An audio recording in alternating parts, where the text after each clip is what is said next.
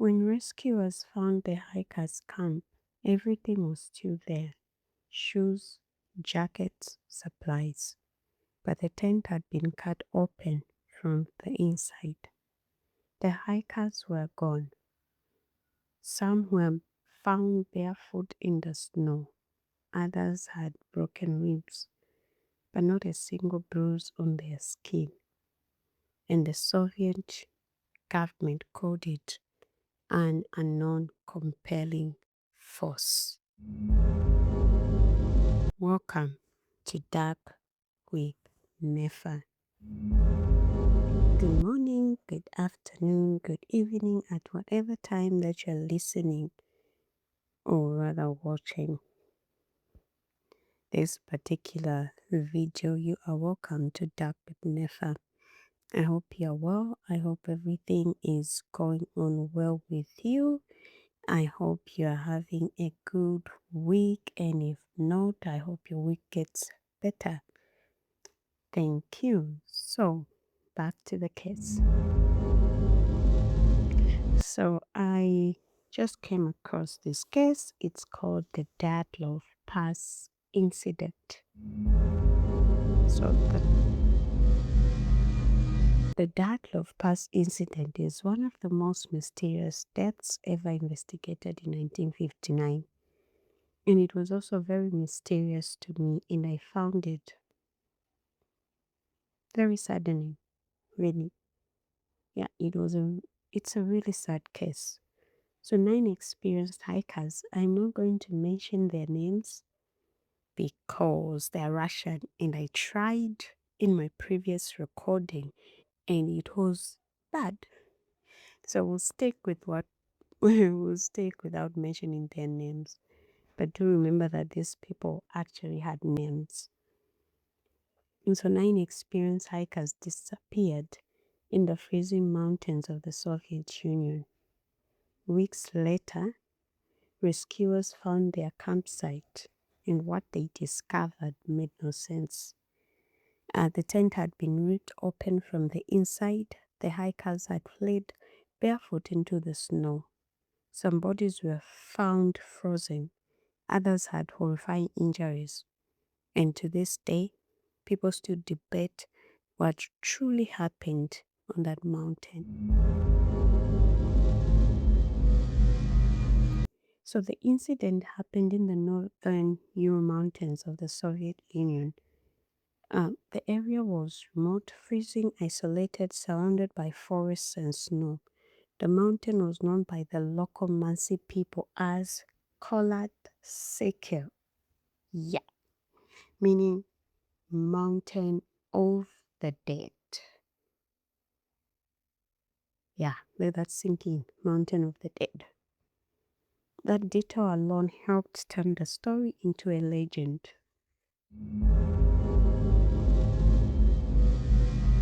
So the expedition was led by this man's name, Igor Dyatlov. Yeah.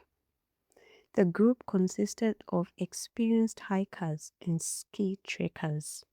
Most were university students, several were highly trained in survival and mountain travel. This is important because these were not amateurs. The group expected the trip to be difficult but not deadly. On February 1st, 1959, the group set up camp on the snow slope of the mountain. Photographs recovered later showed smiling hikers, normal camp activity, no visible signs of panic. Then sometime during the night, something happened. When rescuers eventually located the campsite, they found the tent partially buried in the snow. But there was one horrifying detail. The tent had been cut open from the inside. Investigators discovered shoes left behind, warm clothing abandoned, supplies untouched, The hikers appeared to have suddenly fled into the freezing darkness. Some were barefoot, others wore only socks. This made no sense in sub-zero temperatures. Moving around barefoot makes you think they were running away from something or someone. I don't know.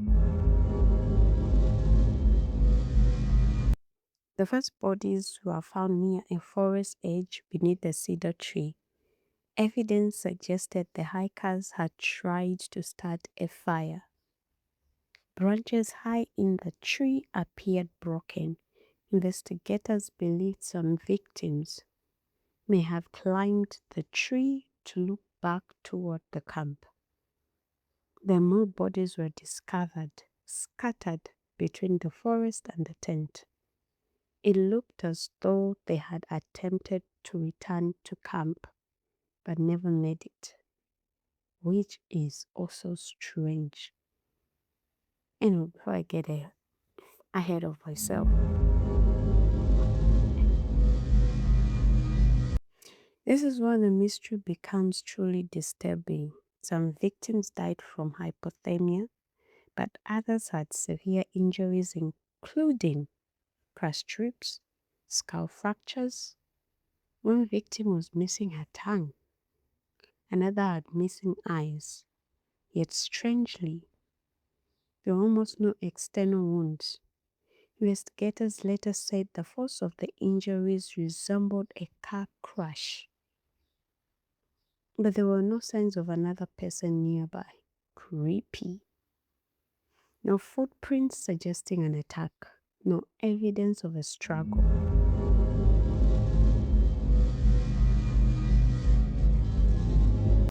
Then investigators found something even stranger. Some clothing tested positive for radiation. This detail fueled endless theories: secret Soviet weapon tests, military experiments, classified technology. The Soviet government later closed the investigation with a vague conclusion that hits you in your stomach. Yeah, it did that to me. An unknown compelling force. Unknown. Unknown compelling force. 9 hikers died, and that's what they came up with.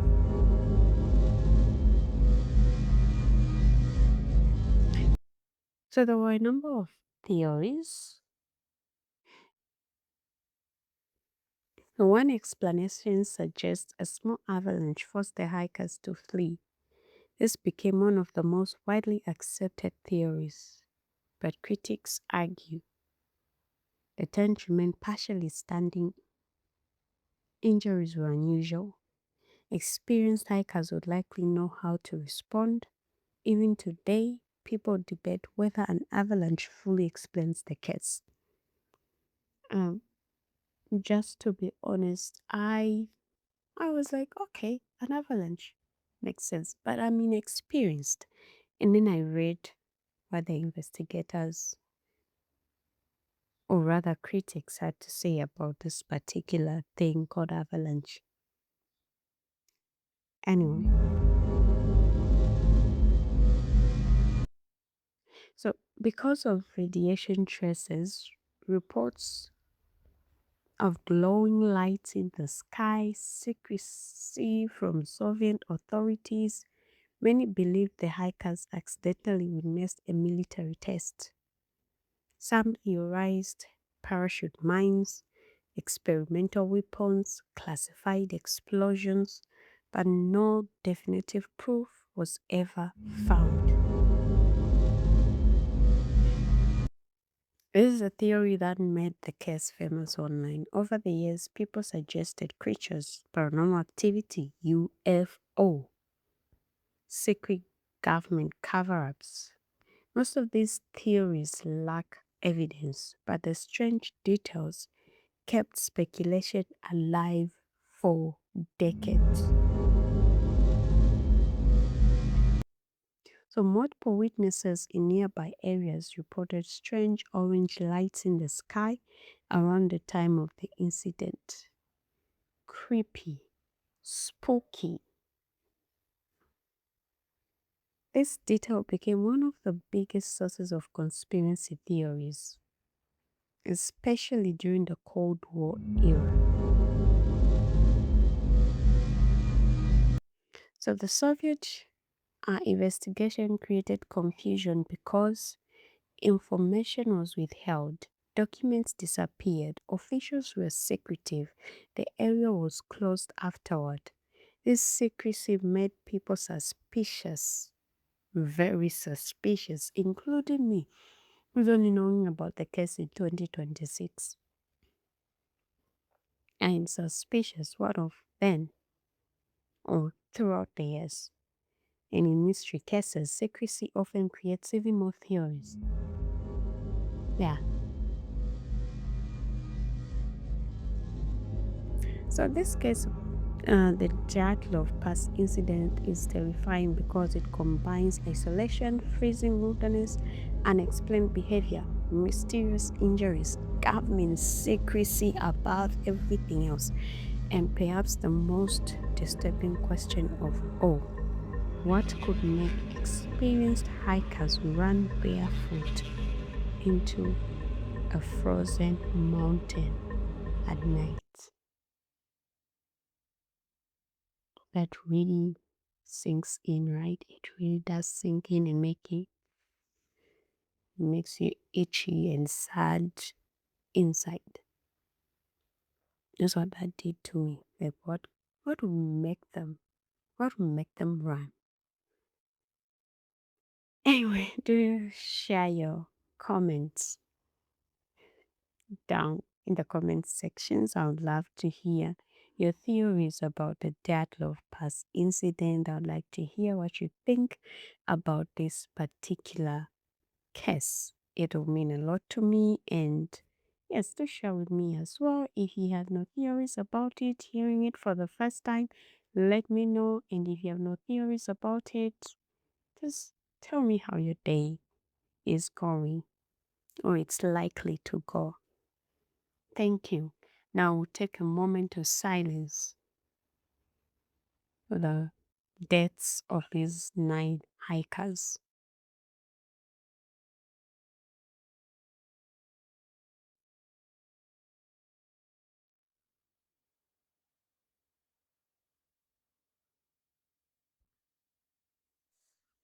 Thank you.